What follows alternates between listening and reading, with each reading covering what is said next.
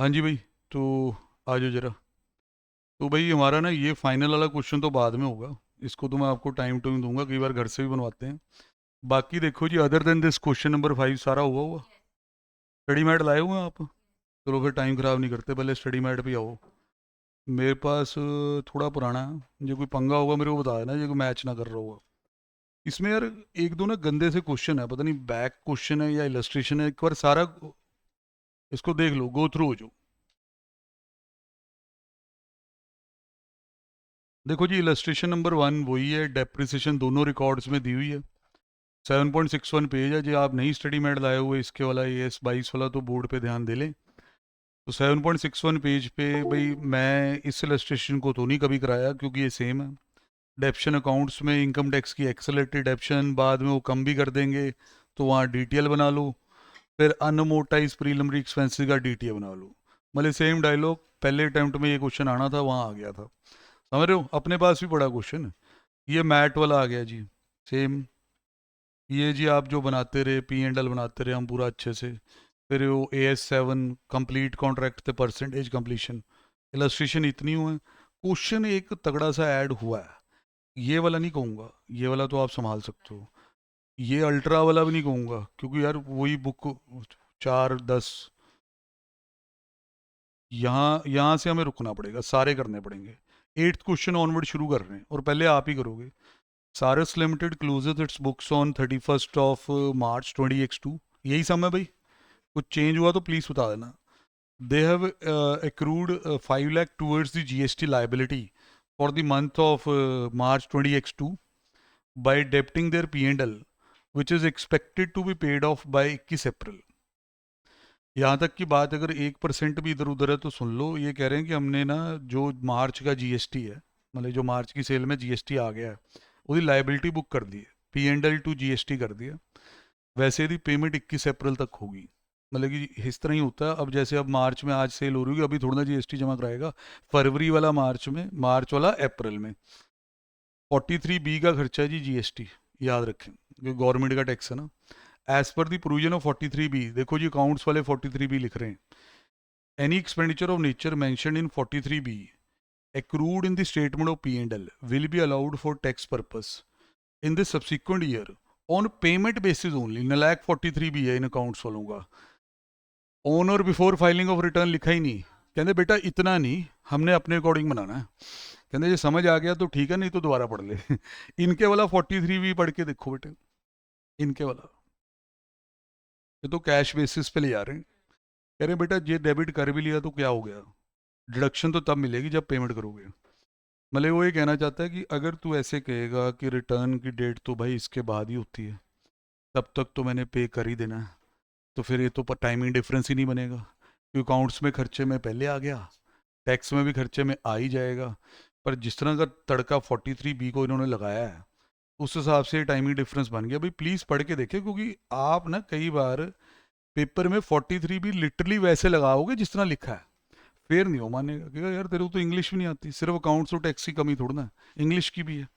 तो you need time, तो time हम आपको दे रहे हैं as per the provision of 43B। दोबारा देख लो, एनी एक्सपेंडिचर कहता है जो इस सेक्शन में आ गया, जो एक्रू हो गया स्टेटमेंट ऑफ P&L में मर्केंटाइल बेसिस पे, टैक्स में डिडक्शन तब मिलेगी जब अगले साल आप पे कर दोगे। भाई समझ रहे हो? गेम ओवर है जी मेरे अकॉर्डिंग। अब यहाँ अकाउंट्स का खर्चा वहाँ जाते डिसलॉ होना है, अगले साल डिडक्टेबल है तो DTA बनेगा, डिडक्टेबल है तो DTA बनेगा ना। बाकी जो वो आपने प्रॉफिट लॉस वाले उससे करना है, कि बच्चों को बड़ा ऐसे मज़ा सा आता है, पर वो फ़ायदा नहीं है ना उस चीज़ का। कि सर अकाउंट्स में ऐसे P&L बिल्कुल ठीक जी, वहाँ 2 GST लाइबिलिटी 5 लाख, वहाँ भाई नेट प्रॉफिट मान लो X, फिर ये गया जी टैक्स में, उन्होंने इस नेट प्रॉफिट को उठाया X, कहा जी GST पे नहीं किया। हमने कहा जी अभी मार्च में कैसे कर दें, कहते हमें नहीं पता, कर देते भाई, अब तो डिसलॉ होगा। मतलब समझ रहे हो? उन्होंने ऐसे आपकी इनकम बढ़ा ली बेटा। हूँ अगले साल वो कह रहे हैं कि बेटा आप इसकी डिडक्शन मांगो चाहे ना मांगो, अगले साल हमने दे देनी डिडक्शन, बिकॉज अगले साल ये पे हो चुका होगा। पहले तो ये देख लो भाई, आपको इसके बाद पहले डिफरेंस नज़र आना चाहिए कि आपकी टैक्सबल इनकम ज़्यादा आएगी। दूसरा, वो डिफरेंस जो परमानेंट नेचर का दिखे तो कुछ नहीं करना। डिफरेंस परमानेंट बिल्कुल नहीं है, क्योंकि नेक्स्ट ईयर में ही इसकी डिडक्शन मिल जाएगी। अब जैसे ही मैं ये वर्ड यूज़ करता हूँ ना, मैं तो ट्यून इस तरह हुआ हूँ कि डिडक्शन मिल जाएगी, टैक्स लगेगा थोड़ा ना बचेगा। डिडक्टेबल डिफरेंस है तो डीटीए, जे टैक्सेबल डिफरेंस हो तो डीटीएल। ठीक है भाई, अपने अकॉर्डिंग ओके। अमाउंट भी चेक कर लिया, रेट लाके फिर आईसीए पढ़ते ना, कितना रेट परसेंटेज। अच्छा जी, हूँ देखते हैं जी किस तरह समझाया, कि मैं उम्मीद रखता हूँ कि आईसीआई थोड़ा तो ठीक समझाइयो, कुछ समझ भी आए ना। कहते बेटा देखो थोड़ा बहुत ही समझा पाएंगे, ज़्यादा नहीं, क्योंकि अपने अपने हाथ टाइट हैं थोड़े से। कहते देखो बेटा ऐसे है कि ये ना टैक्सेबल और अकाउंटिंग इनकम का फ़र्क है, कि जीएसटी लाइबिलिटी वहाँ है, वहाँ अलाउ नहीं हुई है, तो ये टाइमिंग डिफरेंस है। इसके बाद एक थोड़ी सी मेहरबानी कर देते कि डिडक्टेबल टाइमिंग डिफरेंस। कहते नहीं बेटा उससे समझ आ जाएगा, आप समझते नहीं है। अब ये वही टुच्चू टीचरों वाला काम आज चल रहा है फिर से, याद है? वो बेटा देखो सारे पोर्टल वाले यहीं पढ़ाते हैं कि tax expense, current tax, deferred tax, ये ये वाला ज़्यादा हो इससे, ये वाला तो कहते हैं डीटीएल है, और अगर ये ज़्यादा हो जाए तो क्या कहते हैं, डीटीएल। लो भाई, लगता है किसी पोर्टल वाले की किताब की कॉपी मारा है क्वेश्चन। देखो क्या लिख रहा है, कह रहा है tax expense is less than the current tax. Current tax ज़्यादा आएगा, वो तो ले भाई, करंट टैक्स चाहिए तेरे को, ये ले करंट टैक्स, इस पे निकाल ले। इस पे निकलेगा टैक्स एक्सपेंस अकाउंटिंग इनकम पे, इस पे निकलेगा टैक्स एक्सपेंस, ये ज़्यादा आएगा। कहता भाई देखो ऐसे है कि टैक्स एक्सपेंस कम है, करंट टैक्स ज़्यादा है, तो डीटीए बना लो। यार टुच्चू, यार दिमाग खराब भैया, तुम ये किस तरह एक्सपेक्ट कर रहे हो कि इतना सीए बनाने हैं तुमने कि ये दोनों का डिफरेंस में निकाल लो। यार तुम उन्हें ये नहीं समझा सकते कि इसकी बेटे डिडक्शन आगे जाके मिल जानी है। जब डिडक्शन मिल जानी है तो टैक्स सेव होना है, सेव होना है तो एसएटी बनना है। जब डिडक्शन मिलने के बजाय टैक्स लगना हो, मेरा नहीं ख्याल कि इतना हमें इस तरह लूज सा पढ़ना चाहिए, टेक्निकली पढ़ना चाहिए।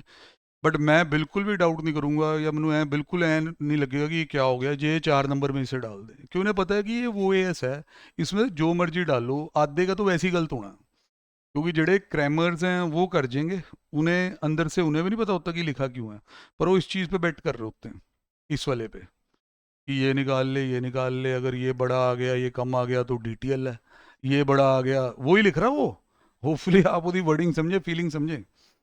तो भाई मेरे को इस तरह सॉरी नहीं पढ़ाया जाएगा, मैं टाइमिंग डिफरेंस के साथ यहाँ डिडक्टेबल लिखवा सकता हूँ कि भाई ये डिडक्टेबल टाइमिंग डिफरेंस है, और डिडक्टेबल टाइमिंग डिफरेंस के डीटीए ही बनते होते हैं। भाई समझ रहे हो? चलो, और इससे भी तगड़ा क्वेश्चन जो मेरे को लगा ना जब मैं मॉड्यूल मंगवाया, मैं कहा, यार भाई ये तो अगर लग जाए ना भाई, ये तो वाट लग जाएगी भाई, ये तो 8 में आएगा, खा जाएगा इसको, ये इस वाली हेडिंग को तो भाई one of the best question. Even कई प्रैक्टिसिंग चार्टर्ड अकाउंटेंट मेरे को पता है इसमें कंफ्यूज हो जाएंगे, जो उन्हें कहो जी ये क्वेश्चन करके दिखा दो, इसमें डीटीए डिटेल बता दो। हाँ जी, एबीसी कंपनी लिमिटेड। हाँ भाई सब भाई साथ है भाई, ध्यान देना जरा। Had an investment in venture capital amounting to 10 crore. Venture capital in turn had invested in the below portfolio companies new startups on the behalf of ABC। अभी तक की बात यह है कि ABC एक बहुत बड़ी कंपनी है, उसने वेंचर कैपिटल कंपनी में 10 करोड़ रुपया दिया रखा उसको।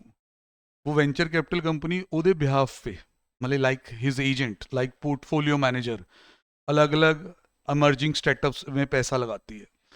तो भाई इसमें कोई ऑस्कर में पैसा लगाया है, कोई जी में लगाया, स्टार सोनी में लगाया, टोटल 10 करोड़ ऐसे लगाया। During FY 19-20 venture capital has sold their investment in star, star वाला उन्होंने बेच दिया, और उसमें 8 करोड़ का इसको प्रॉफिट हुआ, realise an amount of 8 crore, profit नहीं सॉरी, टोटल 8 करोड़ आया from the sale of share. Profit तो आप 4 और 8 से निकाल लोगे, और पूरे 8 करोड़ उन्होंने इसे वापस कर दिए ABC को। कि जो बीच में वेंचर कैपिटल है ना, वो थोड़ा पोर्टफोलियो मैनेजर है। PMS सुना हो आपने, पोर्टफोलियो मैनेजमेंट सर्विसेज? तूने तो, हाँ तेरा तो भाई पापा का काम है ये। ये बिल्कुल वही है कि जहाँ पे एक अमीर बंदा होता है, जिस तरह विराट कोहली है, वो ये कह देगा कि भाई साल के ना मेरे पास आने 10 करोड़, जो मतलब इस तरफ के लिए, बाकी तो ज़्यादा आने हैं, 10 करोड़ को आप मेरे बिहाफ पे इन्वेस्ट करो।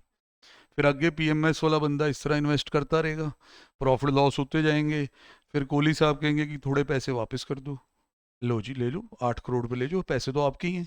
Entire proceed of 8 crore has been transfer back. Account manager has receive the following additional information. बहुत कुछ लिख के रख दिया बेटा। देखिए जी, 8 crore has been deducted from the cost of investment and the carrying amount of investment at the year end is 2 crore. ये जो अकाउंट मैनेजर है ना, ये अकाउंट मैनेजर, बात हो रही है एबीसी की। 10 करोड़ भेजे थे वहाँ पे, उन्होंने अलग अलग कंपनियों में लगा दिए थे, 8 करोड़ वहाँ से वापस आ गए हैं। तो अब ये मैनेजर साहब कह रहे हैं कि हमारी बुक्स में तो अब 2 करोड़ की कीमत रहेगी। कंपनी हैड टू पे a capital gain tax 20% on a net sale consideration of 4 crore, ये जो प्रॉफिट हुआ। अब कोविड भी आ रहा है बीच में, शाबाश। ड्यू टू कोविड-19 the remaining startups are not performing well, soon they will wind up their operation. Venture capital is monitoring the situation, and if required they will provide the impairment loss. You need to suggest the account manager what should be the correct accounting treatment as per AS20 to accounting for taxes on income. भाई question जहाँ से भी उठाया ना, तारीफ है। पर ये शुरू से है, मई 24 वाले एडिशन में भी ये क्वेश्चन था। तो भाई आप अपना ना, जो आपने टाइम लगाना है कि यार मेरे को तो इस क्वेश्चन में मेरे को पता है ना कि समझाना पड़ना है, एंट्रियाँ कैसे घुमानी है, वो सब करना पड़ना है। आप पहले लगा लो टाइम, थोड़े इन हो जाओ इसमें, ऐ ना लगे कि भाई ये कुछ अलग ही है। ले आप अपना सोचो कि आपको पेपर में आया हुआ वेटेज यदि मिनिमम 6 मार्क्स है, तो आप क्या इसमें कराते जी अकाउंटिंग फॉर टैक्सेस का।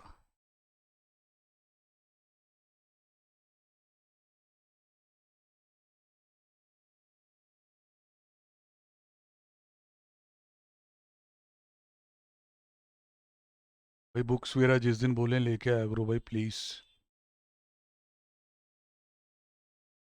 हो गया? मैं कहा निखिल जी इतनी जल्दी, क्या थोड़ा जाप सा कर रहे हैं, थोड़ा कर लो, कर लो, कर लो। हैं जी? कितने नंबर का आता था? 60-70 का आता था? कितने का आता था? बहुत है, पहले मॉक के लिए बहुत है। कोई नहीं, डेट शीट तो तुम्हारी बहुत ज़बरदस्त है, बड़ी दिमाग लगा के बनाई है, अगर फॉलो कर लेते हो। नहीं बेटा, यहीं होता है, पहला मौका यहीं जाता होता है, वो फिर दोबारा बंदा आता है, फिर दोबारा आता है, 5-5 6-6 करता है, सब ठीक हो जाता है एंड में। पास आराम से हो जाओगे इसमें भी, अभी तो बहुत टाइम बाकी है। ठीक रहा यार, अपना जितना क्राउड होता है उस हिसाब से फर्स्ट अटेम्प्ट में 3-4 हैं। मतलब एक नेहा है लड़की, उसने 385 किया, ते लाइक 600 में से फर्स्ट डिवीजन ही होगी। तो ये एफएम का जड़ा कहते पेपर ऑफ द सेंचुरी ये वो आ गया, उसमें 67 आए अपने वाले सब्जेक्ट में। मेरा तो वही होता है ज़्यादा फाइनल में अब। तो ठीक है, और भी हैं भाई 330, ये वो ठीक स्कोर है, मतलब जितना डराया हुआ था कि पेपर बहुत औखे हैं, हैं अपने वाले बहुत ही होते हैं। वहाँ कोई रह रू गया तो फिर वो अलग बात है। ठीक है, परसेंटेज तो ठीक है, मैं उसी पे आने वाला था। एक में तो 21% है, एक ग्रुप में तो बहुत अच्छा है। जिस तरह डराया हुआ था कि एएफएम का तो पेपर ही नहीं होएगा जी, ये तो गए जी, ये है वो है, तो 21% एज ए ग्रुप में तो बहुत अच्छा है। और ओवरऑल दो ग्रुप वालों को भी ठीक है। उसमें तो चलो आईबीएस के कारण नीचे आता ही है ना, वो 9% जेड़ा है वो। हाँ, एज मैंने भी सुना था।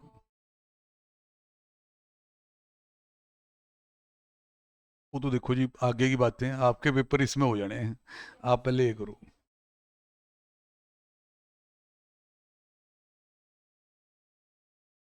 मतलब क्या कर रहे हैं, साल में 4 बार पेपर? अच्छा, 4 बार पेपर होंगे, ऐसे कह लो ना। अच्छा, मैं लिमिट अटेम्प्ट पे लगा रहे हैं। अब वो तो ठीक है, इनसे 3-3 पेपर आप भी तो समझ नहीं रहे, गलत मलत ज़्यादा पढ़ते हैं।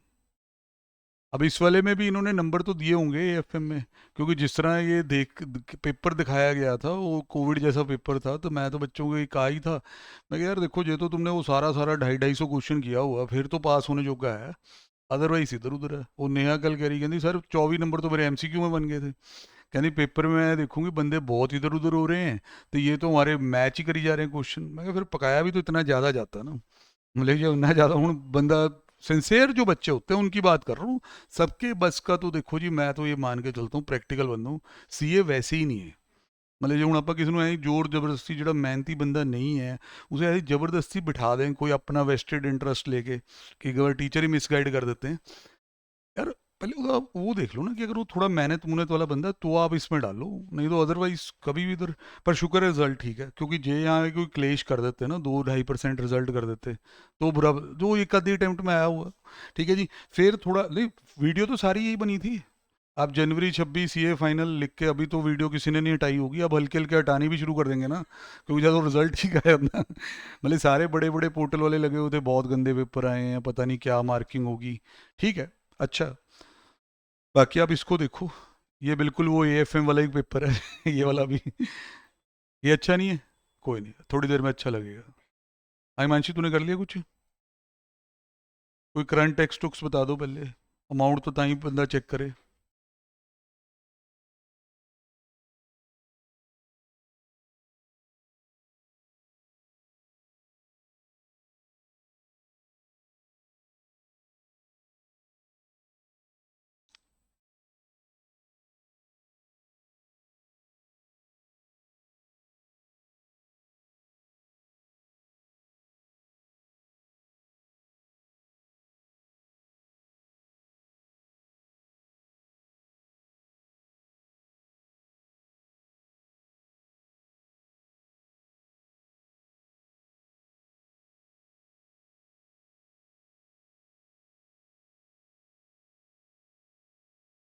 हाँ, आप बस इतना बताओ करंट टैक्स कितना है, डेफर्ड टैक्स कितना है, तो हमें तो ये पूछा बस, ये बनाओ आप। हाँ, और tax as per income tax law is the current tax. हाँ जी। डेफर्ड, डेफर्ड कितना भाई? चलो, बोल ही नहीं रहे ना ऐसे, फिर पता कैसे चलेगा? बाकी तो कुछ बोल नहीं रहे, एक आवाज़ 40 लाख की आवाज़ बार बार आ रही है।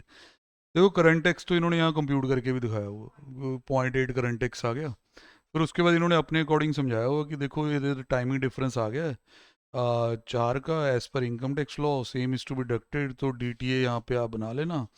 फिर उसमें वो जी देर फोर, क्योंकि वहाँ वो कोविड कोविड का सीन चल रहा है, तो शायद इनकम हो ना, तो इसलिए भाई डीटीए ना बनाना।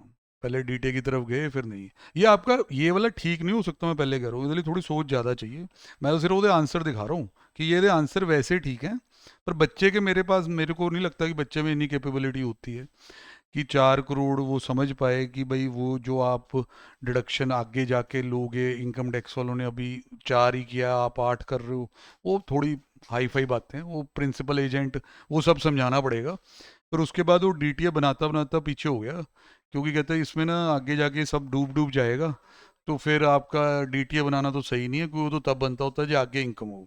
चलो, इसको आप अच्छी तरह समझते हैं कि ये तो अपनी फेवरेट इंडस्ट्री है, कि भाई जे हम भी कोई सीए की लाइन में काम करते तो बैंक फाइनेंसिंग, ये पीएमएस, यही सोचते। ऑडिट और इनकम टैक्स रिटर्न तो अपना बस का बात नहीं, वो बिल्ली खपाई यार, 1500-1500 रुपये ली, साइको बंदों की बातें सुनी जाओ यार, उसके लिए थोड़ा ना कोई इतना पड़ता है। तो ये जो एबीसी कंपनी है, ये एक तरह प्रिंसिपल की पोजीशन में है कि पैसा इसका, और वो जो भाई आपका क्या, वो नाम क्या उसका, वेंचर कैपिटल कंपनी कह लो, वेंचर कैपिटल और वीसी कहते हैं उसे, वो एक एजेंट है जिसको ये पैसे दे रहे हैं, और वो आगे इसके बिहाफ पे इन्वेस्ट कर रहा है। ठीक है भाई। कई बार नलायक पार्टियों को समझ नहीं आ रहा था, तो इसमें हमने एक तड़का भी लगाया वो एक बार। मैं क्या, एबीसी कंपनी, ये विराट कोहली है, कहते आप समझ आ जाएगा। मैं ये पीएमएस वाला कोई सीए है, जिसको कोहली कहता है कि मैं ट्रस्ट करता हूँ कि भाई ये सीए साहब सही हो, गाइड करेंगे, तो वो अपने पैसे ही नहीं दे देता। कहना मेरी तो वैसे ही ऑफ साइड पे प्रॉब्लम चल रही है, अब मेरे को ना पूछना कहाँ लगाना, आप लगाना जहाँ लगाना। समझ रहे कि नहीं? ये ज़्यादा अच्छा समझ आ जाएगा। मतलब कि जो प्रोफेशनल है, अक्षय कुमार है, अमिताभ बच्चन है, कोई भी, करोड़ों रुपए है यार।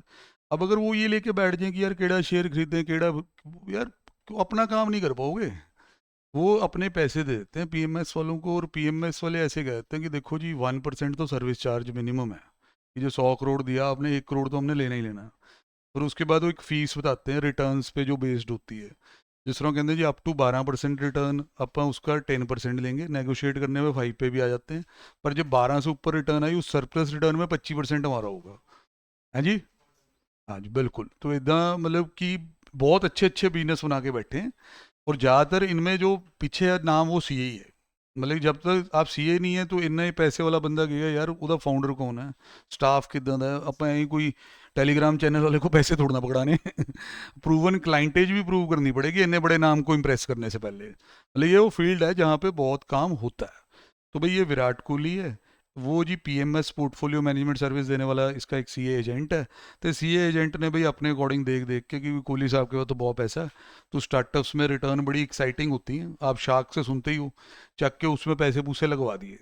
तो इसमें भी अब हमने ना जी अकाउंटिंग है वो कोहली की बुक्स में या एबीसी की बुक्स में शुरू करनी है कि भाई उधर क्या एंट्रियाँ उंट्रियाँ होंगी। देखो, ये तो इन्वेस्टमेंट अकाउंट डेबिट करेंगे, क्योंकि इन्होंने तो जिस दिन 10 करोड़ का चेक काट दिया ना, हो गया इन्वेस्टमेंट टू बैंक। 10 करोड़ ही थे। हाँ भाई, 10 करोड़ रुपए गए, ऐसे इनकी बुक्स में चलेगा। वो 10 करोड़ से क्या खरीद रहा है, कितना खरीद रहा है, वो इनके पास कुछ नहीं है। मतलब समझे, ये जो खरीदा जा रहा है ना, यदि कोहली की बुक में कोई एंट्री नहीं है। हाँ, उधर बिहाफ पे खरीदा जा रहा है। मतलब समझ रहे, पीएमएस वाले रियल लाइफ में किस तरह करते होते हैं, ऐ कहते होते हैं कि एक ना बैंक अकाउंट खोल दो जी नया, विराट कोहली के नाम पे ही, उसमें 10 करोड़ डाल दो, पर ਉਹਦਾ सारा आईडी वीडी सब हमें दे दो, ताकि टाइम टू टाइम वेरियस जगह पे पैसे पूसे ऐड करने, तो ताकि हम आपको इंटरप्ट ना करें। ठीक है। हूँ इनकम टैक्स वाले इसमें कहेंगे ठीक है भाई कोहली साहब आप ये एंट्री कर लो, पर वो जो उसने खरीदा ना वो आपके नाम पे ही खरीदा हुआ, कल को जो बिकेगा हमने तो अपना करंट टैक्स मांगना। मतलब समझे कि नहीं ये समझ लेना, क्योंकि the beneficial owner is the Virat Kohli in this case. ये तो एक यार मिडिल मैन टाइप है यार, ये तो अपने पैसे लेते होते हैं कि इन्वेस्ट करा उस पर इतना हमारा आएगा, उसको इससे थोड़ा ना लेना देना, उसने टैक्स थोड़ा ना देना है जब वहाँ प्रॉफिट होगा। ठीक है। अब उन्होंने ये खरीद लिया, इसकी मैंने अब देखो जी कोहली की बुक्स में कोई एंट्री नहीं की, वो गया मेरा तो 10 करोड़ गया हुआ, मैं क्या करना। फिर वो कभी जैसे ऐसे बड़े बंदे कहते हैं मीटिंग रखो, उसको फ़ोन करो, मेरी बात कराओ क्या चल रहा है, वो भी अक्सर उनका मैनेजर करता है वो खुद इन्हें बिजी होते हैं।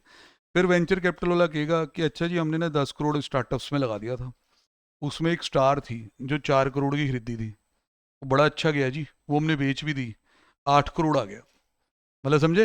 हूँ इनकम टैक्स वाले यहाँ पे पैन नंबर विराट कोहली का देख रहे हैं, 4 करोड़ वाली चीज़ ਉਹਦੇ ब्याह पे खरीद के कितने की बेचेगी, 8। उन्होंने इस चक्कर में बिल्कुल नहीं पढ़ना कि आपने अपनी बुक्स में प्रॉफिट बुक किया है कि नहीं, कहेंगे पैन आपका है जी, टैक्स तो आपको देना पड़ना है। ठीक है। फिर अब मैनेजर ने कहा कि अच्छा 8 करोड़ आया तो 8 करोड़ हमें आप दे ही दो, entire proceed of 8 crore have been transferred by venture capital company to ABC. तो ये मैं अब एंट्री डालने लगूँ कोहली की बुक्स में या एबीसी की बुक्स में, बैंक टू इन्वेस्टमेंट 8 करोड़। देख रहे हो भाई, यहाँ कोई प्रॉफिट नहीं है अभी, यहाँ ऐसे दिख रहा है कि 10 करोड़ लगे थे, अभी तो 8 ही वापस आए हैं। तो हम समझ रहे हैं कि नहीं। हूँ जो दे इनकम टैक्स रिकॉर्ड्स हैं वो वेंचर कैपिटल के पास ही हैं, वहाँ ये इतने में बिक के 4 करोड़ के प्रॉफिट दे चुका है, और वहाँ अगर बुक वैल्यू रिमेनिंग इन्वेस्टमेंट्स की देखें तो वहाँ 6 करोड़ है। मतलब ये एक ही हटा ना तो 6 बचा होगा। तो इसमें भाई देखो जो बेयर मिनिमम आप कर सकते थे वो ये था कि आप करंट टैक्स निकाल सकते थे, और वो मेरे अकॉर्डिंग आपका आया भी है। और जो आप चाहते हो कि सर पूरा ही बना दो जी, कोहली का अकाउंट्स बना ही दो, इसमें जैसे आईसीआई ने तो बनाया बनाया है नहीं, तो कोहली के पीबीटी एज पर अकाउंट्स नील है, पीबीटी एज पर अकाउंट्स बिल्कुल नील है। तो भाई उस क्योंकि यार पीबीटी कहाँ से आएगा भाई, उसकी बुक्स में तो कोई प्रॉफिट हुआ ही नहीं, उसने 10 लगा के 8 ही आए हैं, बाकी डूब नहीं गया, बाकी वो आएगा बाद में। तो वो करंट टैक्स में फंस चुका है, क्योंकि वहाँ पीएमएस वाला बंदा कह देगा वो तो जी आप अपने सीए से बात कर लेना, प्रॉफिट तो आपका ही है। आपकी एआईएस में भी आ जाएगा ये, एनुअल इन्फॉर्मेशन समरी में, क्योंकि पैन नंबर तो आपका ही यूज़ हुआ होता है ठीक है ना। तो अब यहाँ 4 करोड़ के ऊपर टैक्स तो देना पड़ रहा है, टैक्स एक्सपेंस भी लिख लेता हूँ पहले, 4 करोड़ पे 20%, कितना भाई 0.8। इतना तो आईसीआई ने ठीक समझाया भी है, क्योंकि आप हमेशा देखो क्रिटिसाइज नहीं करना चाहिए, जो चीज़ ठीक है ठीक होनी चाहिए।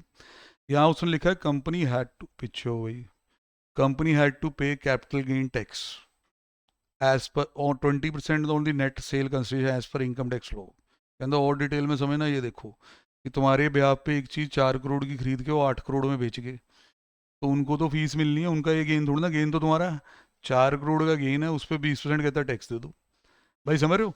इसके बाद जहाँ से टेपा मारा मैं तो हमेशा यही कहता हूँ, तुम वैसे ही यहाँ आंसर छप गया मतलब जहाँ से अब टेप रखा है वैसा आंसर यहाँ छप गया। वो कहते बेटा देखो ज़्यादा तो हमें भी सच बोल रहे हैं, समझ नहीं आया था, बाकी तुम देख लेना जो तुम्हें समझ में आ गया। अब मैंने ऐसे तो समझाना है नहीं, मैं तो ऐसे दिखाता हूँ तुम बच्चे को कि भाई आप कोहली की बुक में इन्वेस्टमेंट अकाउंट देखो, 10 करोड़ गया, 8 आ गया, क्या वैल्यू है? 2 करोड़। मतलब कल को कोई पैसा आएगा तो कोहली 2 करोड़ देगा, उसके against gain loss 2 crore minus करके निकलेंगे। यही इन्वेस्टमेंट की वैल्यू इनकम टैक्स में देखो सर 6 करोड़, क्योंकि उनकी एक इन्वेस्टमेंट खत्म हुई है, 3 बाकी। 3 की वैल्यू चेक कर लो, this this is dead gone खत्म। ये 2 3 1 कितनी भाई? 6। 2 crore accounting book value of the investment है, 6 crore income tax book value of the investment है। कितना एक्स्ट्रा इनकम टैक्स में? 4। डिडक्टेबल है, 4 और लेस होगा जब भी आप कोई चीज़, मान लो ये सारी चीज़ें बची हुई 5 करोड़ में बिक जाए और वो कोहली को कहें जी बात खत्म होगी जी, बस 5 करोड़ मिलने हैं, तो कोहली ऐसे देखेगा कि 2 बचे थे, 5 आ गए, 3 का फायदा। इनकम टैक्स वाले कहेंगे नहीं नहीं, 6 करोड़ का माल 5 करोड़ में बिका, 1 करोड़ का नुकसान। ये समझ आ रहा है आपको? नहीं तो इस कंपैरिजन को ऐसे देखें जी। इसको ना समझाने के लिए जब कुछ भी करना पड़ जाए मैं पीछे पड़ जाता हूँ लोगों के। ये अकाउंट्स वाला इन्वेस्टमेंट अकाउंट है। नहीं, 1 मिनट देखो जी, एक बार में कई बार समझ नहीं आता। उसको नहीं पता कि मेरे एजेंट ने मेरे ब्याह पे क्या खरीदा, उसने 10 करोड़ डाले, 8 करोड़ आ गए। अकाउंट्स वाले बैलेंस शीट ही करके बैठे हुए हैं। इनकम टैक्स वाले ले अभी पूरा बना दे। ऑस्कर, बोलियो यार, ऑस्कर जी, फिर क्या?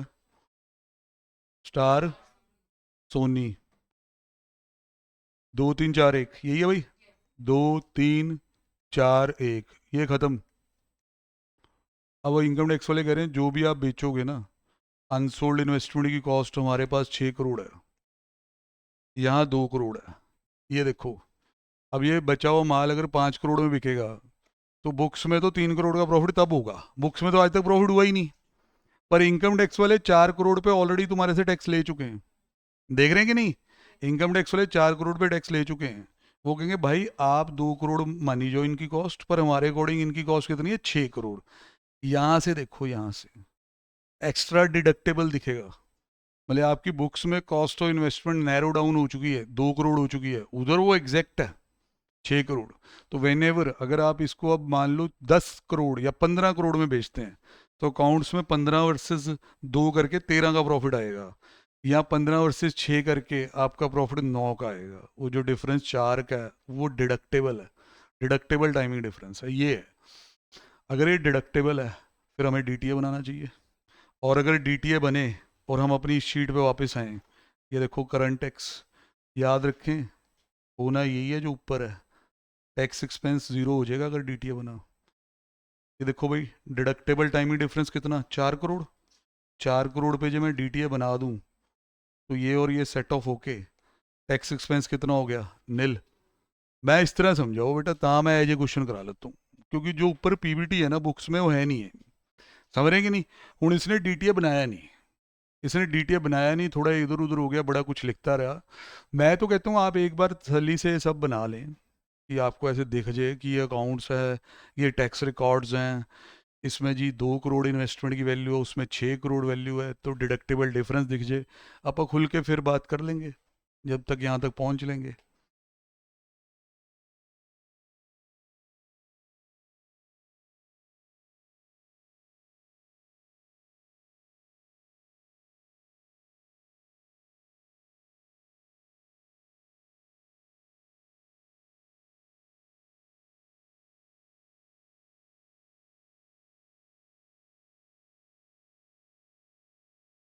Investment account as per the accounts books value investment 2 crore, unsold investment as per the tax record 6 crore, तो deductible timing difference of 4 crore, 4 crore warrants DTA.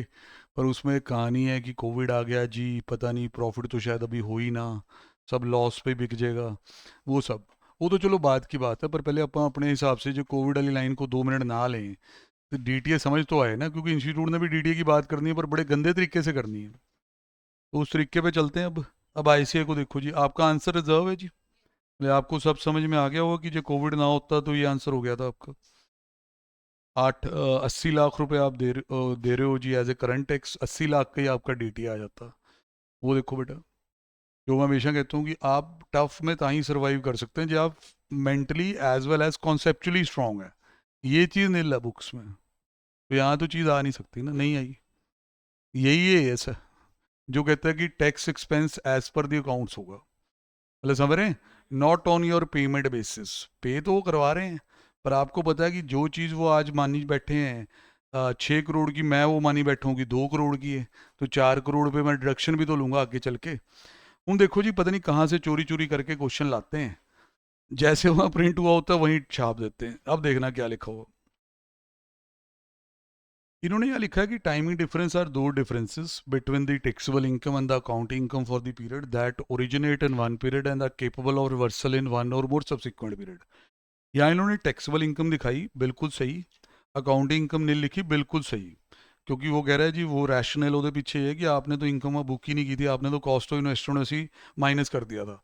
पर इन्होंने इस अकाउंटिंग इनकम और टैक्सेबल इनकम को ही टाइमिंग डिफरेंस कह दिया। वाह, कॉस्ट ऑफ इन्वेस्टमेंट दोनों तरफ देखी ही नहीं। फिर ये इतने पूरे सूरे हैं कि इन्हें पता है कि हमने तो टाइमिंग डिफरेंस कह देना है, और हमें ये तो अब बोलना आना नहीं कि ये डीटीए क्यों है, कहते वो हम गोल कर देंगे। कहते उससे बाद बंदे को अभी डीटीए में ले जाने से पहले प्रूडेंस पैरेज चला देंगे। बोले तू यहाँ तो बोल ले कि ਇਹਦਾ बनना क्या चाहिए, मतलब समझे, ये कहेगा वो हमारी पुरानी थ्योरी लगाओ। ये देखो, अकाउंट्स वाला टैक्स जीरो, करंट टैक्स है, इसका मतलब करंट टैक्स ज़्यादा है अकाउंट्स वाले टैक्स से, तो क्या बनेगा डीटीए। और जब भी आपका करंट टैक्स कम हो किससे भी, अकाउंट्स वाले टैक्स से, तो क्या बनता है डीटीएल। सारे पोर्टल वाले ऐसे ही पढ़ाते हैं बेटा, सारे। ठीक है जी। तो उसके हिसाब से बच्चे शायद ट्यून ही नहीं है कि भाई डीटीए बनना ही है। अब वो आ गया, कहता है डीटीए तो बेटे ऐसे होगा, तब बनता होता है अगर रीजनेबल सर्टेनिटी होगी फ्यूचर में इनकम आएगी जिसके अगेंस्ट आप इस एसेट को रियलाइज कर सकते हैं। कहता है करंट सिनेरियो में कोविड-19 फैला हुआ, पोर्टफोलियो में रखी गई कंपनियां अच्छा कर नहीं पा रही, इस वजह से कंपनी के पास शायद इनकम ही ना हो जिसके अगेंस्ट डीटीए रिवर्स हो। Therefore the company should not recognize the DTA and should only recognize the current tax liability of 0.8। सिर्फ समझाने के तरीके में फ़र्क है, वैसे कोई फॉल्ट नहीं। मतलब एंड तो मैं एग्री करता हूँ, क्योंकि आपने यहाँ लिखा हो कि बैंड बजा हुआ जी, कोई चल चुल तो रहा नहीं इनमें से। तो कहाँ आपको लगता है कि इतने पैसे आ जाएंगे कि भाई वहाँ आपको टैक्स देना पड़ेगा। क्या पता वैसे ही दोनों तरफ लॉस हो जाए। 2 करोड़ यहाँ बचा है, हो सकता 50,000 रुपये आए उसके बदले में, और वहाँ 6 करोड़ के बदले में जो 50,000 आया तो वैसे ही लॉस होगा, समझ रहे कि नहीं। तो वो तो बात चलो एग्री करते हैं, बट अगेन मेरे को आज तक ये इनका पढ़ाने वाला तरीका पसंद नहीं आया कि जो इन्होंने यहीं से बनाया हुआ। मैं दोबारा बता देता हूँ कि इनके सारे बड़े से बड़े क्वेश्चन हैं, ख़त्म कर देते हैं ये, कि ये इन दोनों चीज़ों का कॉम्बो है कि आप ये निकाल लो, अगर ये कम हुआ, मतलब यहाँ 5 है या 3 है, तो ये 2 को डीटीएल कह देंगे। अगर यहाँ 13 हुआ और यहाँ 5 हुआ तो कहेंगे यहाँ तो डीटीए बनना है। मतलब समझे, उसने मेरे जैसी कोई चीज़ें नहीं की, उसने इनकम्स के डिफरेंस से ही बात खत्म करके रख दी। इनकम के डिफरेंस से उसने आपको करके नहीं दिखाया, बट ये चीज़ मन ही मन कर ली कि करंट टैक्स आ रहा, अकाउंटिंग टैक्स है नहीं, तो करंट टैक्स तो ज़्यादा ही होगा जब अकाउंटिंग टैक्स ज़ीरो है। तो उस गैप को क्या बोल दिया डीटीए, फिर कहानी चला दी प्रूडेंस पैराग्राफ की कि बेटे बनना नहीं ये वो कह दिया। एक्चुअली भाई जिस तरह का 43B का क्वेश्चन पीछे सॉल्व हुआ है वो देख के पता चल रहा था कि क्या होना है, जब अगले से वहाँ डिडक्टेबल नहीं लिखा गया, वहाँ current taxes less than more than हो रहा है। बेटा यार यहाँ आप एक्सपेक्ट करते हो। अब मेरा तो ये शौक है ना, पीएमएस बनूं, बहुत अच्छा लगता है। मैं यंग बंदों को इनकरेज भी करता हूँ कि यार अब बहुत क्वालिफाइड बनो। बड़े लोग ऐसे बैठे हैं कि पैसा है पर सामने वाला नहीं है, और जो है वो छपरी है, उस पर उन्हें विश्वास नहीं है। टेलीग्राम चैनल वाले को तो दे नहीं सकते, ठीक है ना। फिर आज ये बंदा जी मैं बी.कॉम हूँ एम.कॉम हूँ, वो कहे भाई आप सीए ही नहीं हो यार, आप किस तरह यार करोड़ों रुपए कैसे सांभ लोगे आप। मतलब समझे। हूँ जिन्ने भी ये करप्ट मंत्री हैं पंजाब के या हरियाणा के, इनके 2 नंबर के पैसे को संभालने के पीछे भी सीए है। मैं वो नाम भी पता है, घर भी पता उन सीओ के, पर नाम लेने ठीक नहीं है। ऐ अगले नाराज हो जाए कि यार तू साड़ी पोल खोल रहे हैं। पर इन करप्ट मंत्रियों को तो ज़्यादा जरूरत पड़ती है, क्योंकि इसमें 2 नंबर का पैसा भी आना है, तो उसको कैसे घुमाना है। क्योंकि एक तो ये होता है कि पैसा आया सही सोर्स से, उसको तो बैठ के लगाना ही है। अब पैसा आया रिश्वतों का, जॉब्स हुई हैं जी, 500-500 पोस्टें निकली, पर पोस्ट के पीछे इतना, सड़कें बनी उसमें से खा गए, मतलब हर चीज़ में खा जाते हैं भाई ठीक है जी। एक बार वो क्या हुआ था पंजाब में, जो रोड साइड वो पेड़ होते हैं उनका वो केज सा बनाते हैं ना लोहे का, उसमें भी खा गया था मंत्री। मतलब उन्हें इन्ने ऐ दिखाता कि भी 40-50 हज़ार का ऑर्डर देता कि ये केज बनने हैं, तो पता नहीं किस हिसाब के केज बनाए कि इन्ने महंगे, फिर वो लगे कहाँ पता नहीं चले, तो बाद में पता चला कि सेटिंग हो रखी थी, उसमें भी पैसा खा गए। मतलब समझे, इसको भी सीए संभाल रहे हैं बेटा। क्यों मंत्री साहब ऐ नहीं सोच सकते कि सारा ये बोरे के बोरे पड़े रहने दें, कैसे प्रॉपर्टियों में एडजस्ट होगा, कितने स्टैम्प ड्यूटी वैल्यू कम है समझ रहे हो, पर वैसे वैल्यू ज़्यादा है, कितना दे सकते हैं, कितना रिसाइकल हो सकता है भाई, बहुत ज़बरदस्त।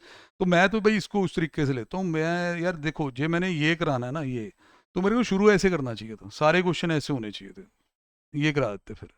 मैं तो तुम्हें डिडक्टेबल टैक्सेबल सिखाया ही नहीं, मैं तो तुम्हें छपरी बनाया कि भाई यहाँ पे निकाल लो, अगर ये वाला कम हो गया तो डीटीएल हो गया, ये ज़्यादा हो गया तो डीटीए हो गया। पर कई लोग इन्हें बड़ा फॉलो करते हैं, मतलब कि वो कहते हैं सर आपके वाला ना थोड़ा टफ है।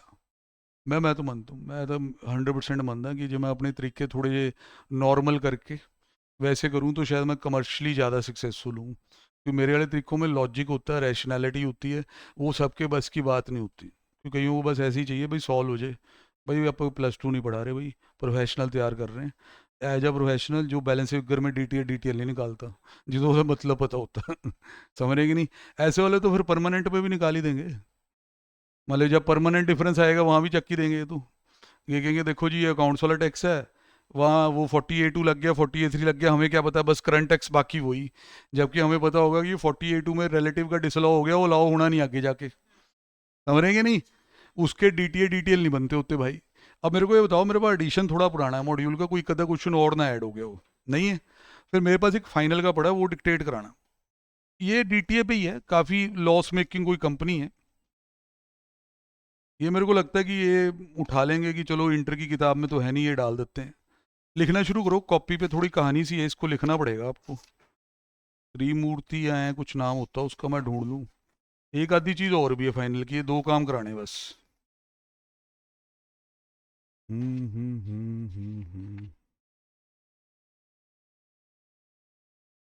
ये हो गया जी। यार ये दूसरी बुक में तो नहीं है, पान मसाले वाला क्वेश्चन कहाँ गया। हम्म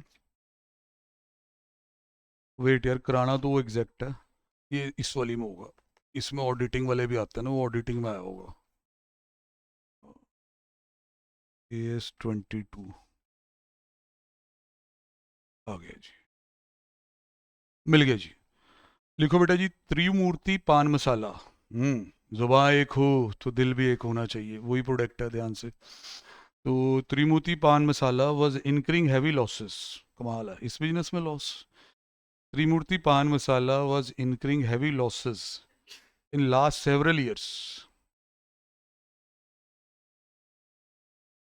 since it could not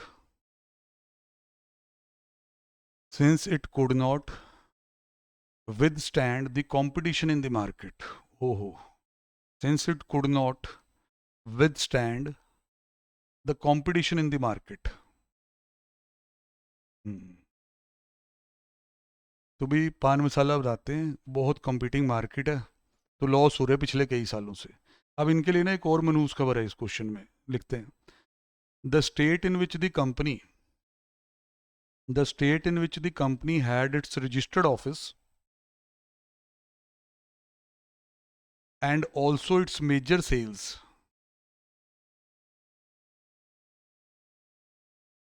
had passed a bill in the state assembly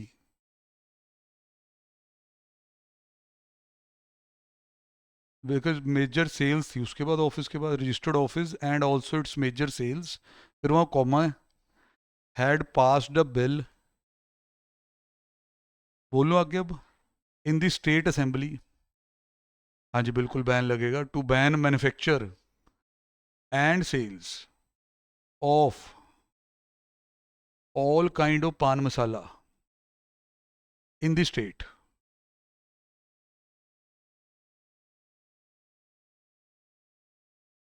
auditing का सवाल है एक्चुअली, सीए फाइनल का ये। While finalizing the accounts for the year ended 31 March 2024, time को मैं क्या थोड़ा आगे कर देते हैं, बहुत पुराना हुआ। While finalizing the accounts for the year ended 31 March 2024, the CFO of company created a DTA created है DTA, थोड़ा लंबा एक्सप्लेनेशन भी दिया था, वो भी लिखेंगे जरूर। For the tax benefit, for the tax benefit that would arise, for the tax benefit that would arise in the future year, in the future years from the earlier year losses, from the earlier year losses।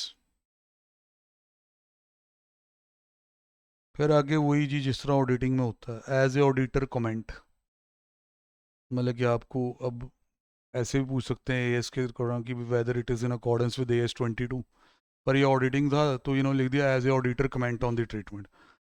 वो तो बिल्कुल सही बात है, पर थोड़ी theory लिखनी पड़ेगी।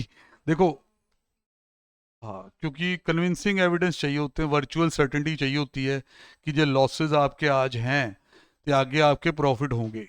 देखो, दो चीज़ें हैं, पहले तो कंपनी वैसे ही बुरा कर रही है, पान मसाला का फील्ड भी बड़ा कॉम्पिटिटिव है, बड़े बड़े स्टार इसमें ऐड करते हैं, कई नालायक पार्टियां हंस पड़ती हैं इसमें भी कंपटीशन। मैं क्या बेटा, शाहरुख खान, अजय देवगन, अक्षय कुमार, जुबान एक हो तो थूक भी एक होना चाहिए। समझे कि नहीं? नहीं, अपनी तरफ से एडिटेड है। मैं ਤਾਂ ਇਹ ਜਿਹੇ ਬੰਦੇ ਨੂੰ ਸੀਰੀਅਸਲੀ ਕਹਿੰਦਾ, ਜੇ ਮੇਰੇ ਸਾਹਮਣੇ ਆਣ ਨਾ ਬਿਠਾ ਕੇ, ਮੈਂ ਕਿੰਨੇ ਪੈਸੇ ਚਾਹੀਦੇ ਆ ਭਾਜੀ ਦੱਸੋ यार, इन्ना कमा के भी तुम ऐ थूका ही घेरनी है। ठीक है जी। इंडियन रेलवे आप चेक करना नेट पे, वो कहती है रेल को इतना पोल्यूट कर जाती है ये वाली पॉपुलेशन जो ये मसाले खाती है, करोड़ों रुपए का एशियन पेंट को ठेका देना पड़ता है दोबारा वो पेंट कराने का। मतलब समझ रहे हैं कि नहीं? मतलब अब स्टार प्रमोट कर रहे हैं ना। ठीक है जी। अब ये उसमें ये बड़ा स्टार नहीं ला पा रहे होंगे तो उस वजह से पान मसाला तो इनका वैसे भी नहीं बिक रहा था। फिर जिस स्टेट में इनका दफ्तर है, जहाँ ये मैन्युफैक्चरिंग सेल वगैरह सब करते हैं, उसने जी बिल ही पास कर दिया कि भाई ये तो बंद करो यहाँ पे, ये चीज़ तो बनेगी नहीं ना बिकेगी। फिर भी CFO की हिम्मत देखो नालायक की, कि PBT नेगेटिव आ रहे हैं, चक के भाई DTA बना के बैठ गया। भाई देख, तू अगर बिल भी ना भी पास हुआ, तेरी तो तां भी बैंड बजी हुई है, क्योंकि तेरे तो भाई लास्ट फ्यू ईयर से बुरा हाल है। और उन्हें इतनी बड़ी लीगल इवेंट, और जिसमें भाई अगर आपको कि नहीं जी हम शिफ्ट कर लेंगे कहीं और जाके बना लेंगे, भाई फिर वहाँ मार्केट बनाने में भी टाइम लगेगा। जब आ जाएगा रिजल्ट अच्छा तो बना लेना। यहाँ पे तो भाई जो AS कहता है प्रूडेंस पैरा जो आपके होते हैं, बन नहीं पाएगा। मेरे को ये लगता है कि हमें आंसर आता है, पर थोड़ा अगर डिक्टेट करा लेना, इनकी लैंग्वेज थोड़ी अच्छी है तो वो थोड़ा सही हो जाएगा, नहीं तो वहीं रह रू जानी है बात। आजो जी। As per AS 22, as per AS 22 comma, where an enterprise, speed से लिखना थोड़ा है, where an enterprise has unabsorbed depreciation और कैरी फॉरवर्ड, और carry forward of losses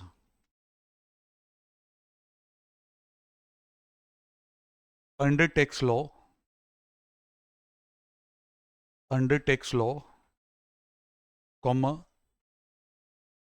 DTA should be recognized, DTA should be recognized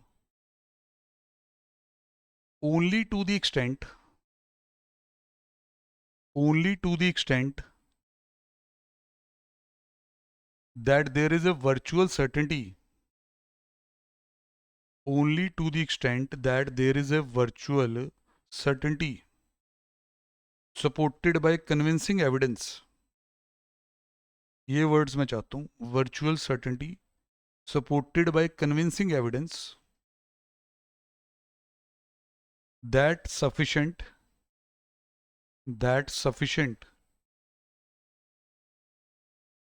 future taxable income, sufficient future taxable income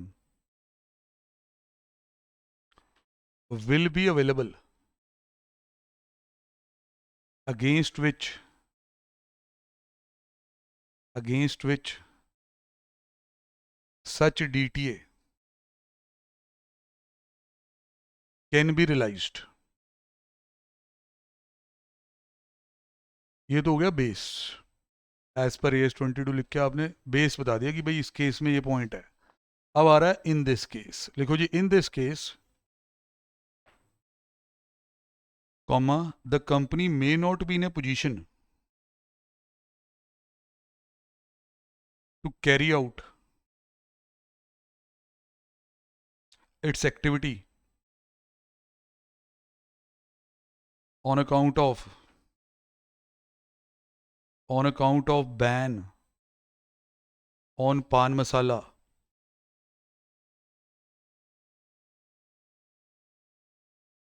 ठीक है भाई, आगे लिखें since virtual certainty condition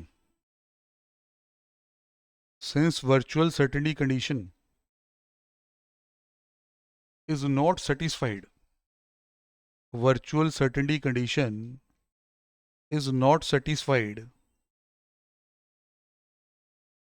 full stop, the company should not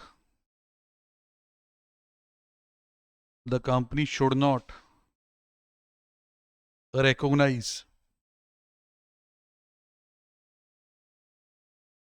any DTA on account of losses.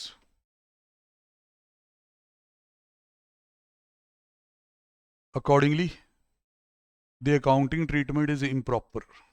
Accordingly, the accounting treatment is improper.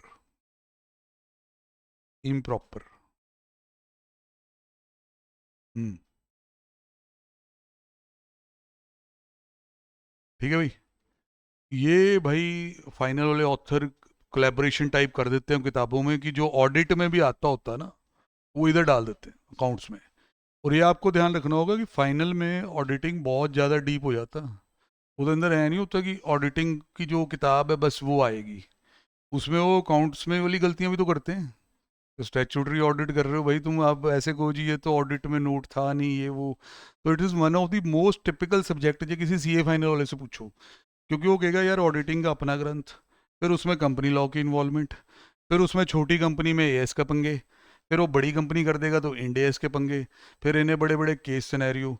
ठीक है, तो ये सब भाई ऑडिटिंग जो है ना वो क्वेश्चन था कि जिसमें उन्होंने AS22 को वहाँ बुला लिया ऑडिटिंग में। एक भाई रावत साहब हमारे बनाते होते थे क्वेश्चन, इनके वाला भी बहुत बढ़िया है। रावत साहब नो डाउट भाई लेजेंड बंदे थे, बट कोविड के बाद ये रहे नहीं। मतलब इनकी अकाउंटिंग स्टैंडर्ड की किताबें पढ़ के ना भाई आप बहुत कुछ सीखा, तो अगे पास ऑन भी किया। ये क्वेश्चन बनाते थे कि भाई जैसे AS22 सीए के ऑफिस में होता, मैं थोड़ा उधर पहले लेक्चर दे देता हूँ। जैसे आपने भाई देखो बहुत अच्छी अच्छी बातें सुन ली, DTA ऐसे ये वो होता है, डिडक्टेबल है। अब आप चंडीगढ़ वाले सीए की बात करते हैं, मतलब छोटा जो दफ्तर है वहाँ पे नो डाउट नॉर्मल क्लाइंट 80 आईए वाला नहीं, क्योंकि वो तो 80 आईए वाले का तो कुछ करते ही नहीं है। अब उसकी एमसीए की रिटर्न आप भर रहे हो, वहाँ पीबीटी आ गया, सॉफ्टवेयर में सारा डाटा पंच्ड है, करंट टैक्स तो भाई डेफर्ड टैक्स की बातें आपने करनी है। तो यहाँ क्या होता है कि जो चंडीगढ़ वाला दफ्तर है इसके अंदर जब करंट टैक्स को निकाला जाता है, डेप्शन के अलावा एक और कोई सोच ही नहीं है। बस वो कहते हैं जी ये टैक्स ऑडिट वाली डेप्शन डिसलॉ कर दो, कंपनी लॉ वाली माइनस कर दो। मतलब समझे कि टैक्स ऑडिट की रिटर्न की तो ज़्यादा वैल्यू ना, उसमें पेनल्टियाँ लगती हैं, बहुत कुछ होता है। हाँ ये कंपनी है ही टुच्चू की होती, टैक्स ऑडिट की तो लिमिट ही नहीं क्रॉस हो रही, नहीं है। फिर वो सीए साहब क्या कहते, कहते बस यार कुछ नहीं है यार, इनकम टैक्स की थोड़ी सी चेक कर लो, 15% डाला होगा, 10% डाला होगा किसी चीज़ पे, अकाउंटिंग में जी आप यूज़फुल लाइफ अज्यूम कर करके डेप्शन, मतलब यहाँ पे बस डेप्शन ही है। यहाँ पे अगर कोई बच्चा आपके जैसा काबिल बच्चा ये बातें खड़ी कर दे कि सर 43B के पॉइंट कि जैसे उन्होंने बोनस पेबल डाल दिया एम्प्लॉय का तो वो तो उधर अलाउ नहीं होता, वो कहें बेटा इतना तो हम इनकम टैक्स में नहीं देख रहे, तो तुम्हें 43B अब चाहिए।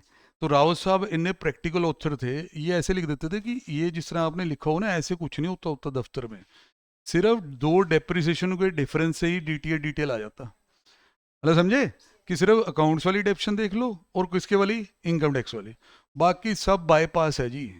43B डिसअलाउ होते रहे कुछ नहीं सोचना। ये फिर मेरे को आगे मैं सोचता था कि यार ये तो वहीं चलो राव साहब ने लिख दिया जैसे भी है, पर मेरे एक दोस्त ने बताया कि जो इंटरव्यूज़ लेते हैं बंदों की फाइनल, जैसे टेक्निकल राउंड, पहले नॉर्मल राउंड तो एचआर वाला ही करता ना, कहना जे ये पता करना हो कि बंदा जैसे बहुत अच्छे नंबर ले आया पर अंदर से हमें पता चल जाता है, खुशबू आ जाती है कि डम्मी है, इसने ट्रेनिंग की नहीं हुई, कहता इसका मैं तेरे को एक मंत्र बता देता हूँ, तू बच्चों को बता दियो, जो डमी होंगे भी वो भी अगर बच सकते हैं इससे। मैं बताओ कैसे। कहता जब वो टेक्निकल राउंड में मेरे पास आता है बच्चा, तो मैं उसे कहता हूँ कि पुराना ज़माना है, तब इंडिया होते नहीं थे इतने, कि भाई आप AS22 कैसे लगाते थे, जो आप ये कह रहे हो चंडीगढ़ में फलाना अग्रवाल एंड एसोसिएट पे आपने ट्रेनिंग की, तो ये आपने लिखा वेरी रिप्यूटेड फर्म, फिर CVH तो यहीं लिखता है ना बंदा, तो आपने अपना लार्ज एक्सपीरियंस शेयर किया हुआ है कि इनने स्टैट ऑडिट किया, आपने ये किया, वो सब देख के बना देते हैं ना, जो उसके क्लाइंट हो गए वो लिख देते हैं।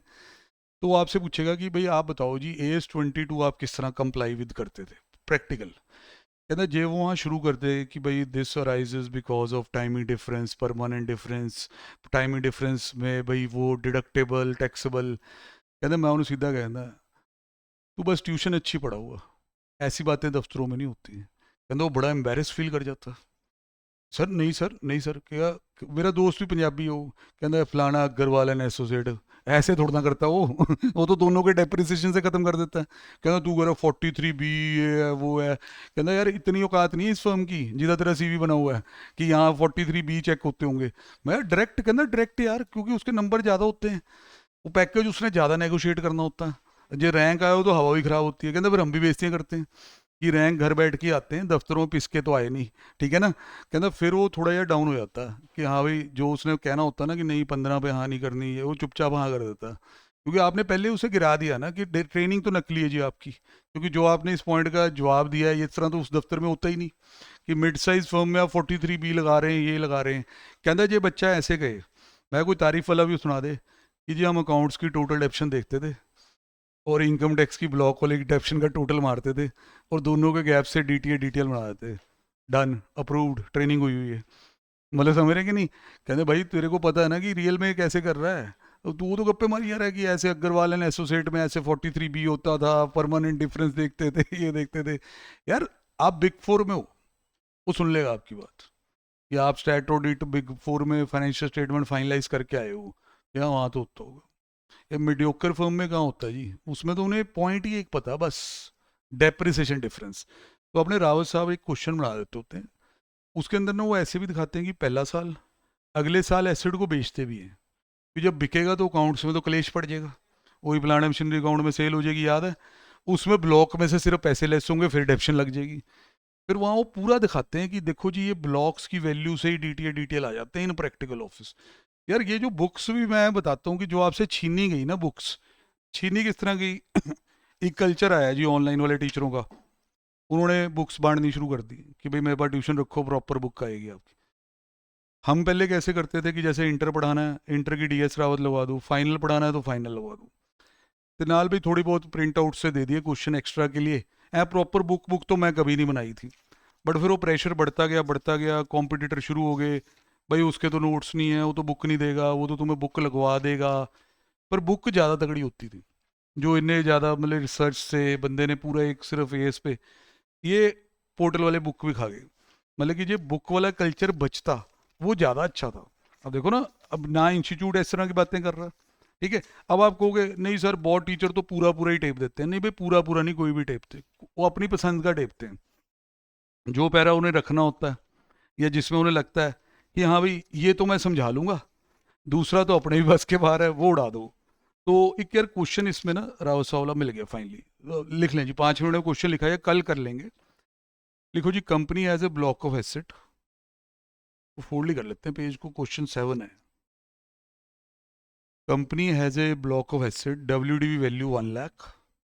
Company has a block of asset, WDV value 1 lakh, 1 April 2006, on 1 April 2006 for tax purpose, ऐसे भी लिखना, फॉर टैक्स पर्पस।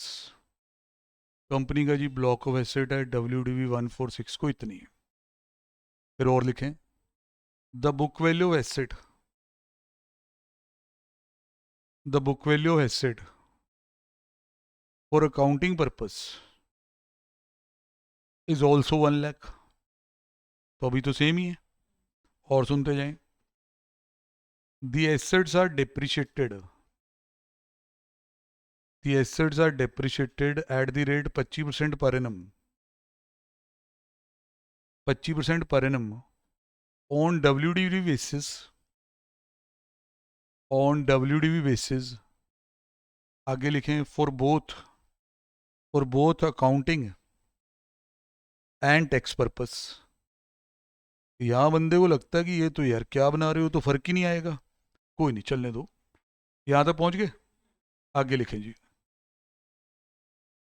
लिखो जी, one of the asset costing, one of the asset costing ₹5,000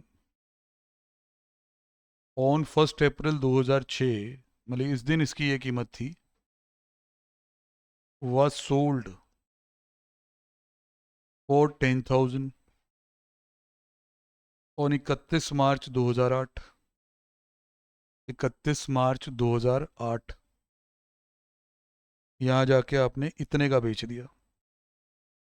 अब आगे वो कहते हैं जी टैक्स रेट ले लो आप 40%, compute DTA/DTL which ever is applicable. देखो अभी तो टाइम नहीं है, कोई चीज़ बड़ी है, पर मैं ये बता सकता हूँ कि इसमें 2 साल का प्लान बनाया है इन्होंने। जो पहला 6-7 है उसमें तो कुछ आएगा नहीं, क्योंकि 6-7 में तो आपकी अकाउंट्स और टैक्स की डेप्शन मैच कर जाएगी। पर जब 7-8 आएगा तो इनकम टैक्स वाले तो ब्लॉक में से 10,000 रुपये माइनस करके बैठ जाएंगे और कहेंगे ब्लॉक तो भी जिंदा, उसमें तो बहुत एसेट्स हैं।